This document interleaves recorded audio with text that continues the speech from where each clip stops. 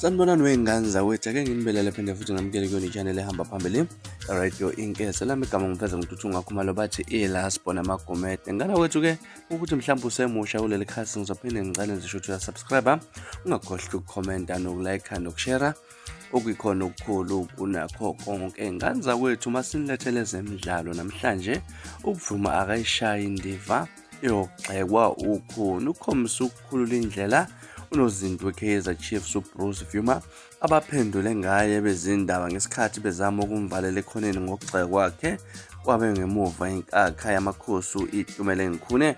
uKhune bewumhlaziyi webhola sanda kugxeka uVuma esihlanganelene ngokungabambi kwakhe konke amfundisa khona basendawonye kwi-Kaizer Chiefs.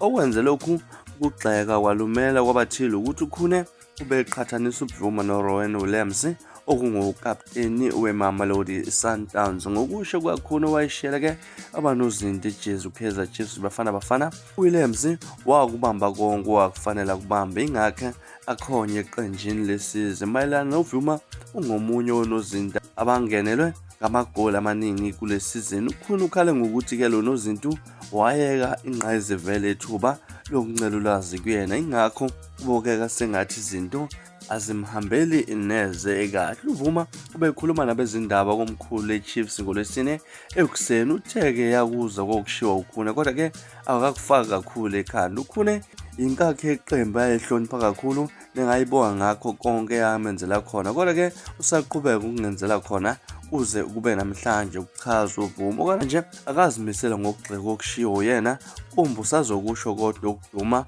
ekhanda lakho ukusiza iChiefs inqoba umdlalo olandelayo neMarumo Gallants ngomgqibelo, ukuchaza uVuma. Ngani zakwethu indaba ezihamba phambili namhlanje kwezemidlalo.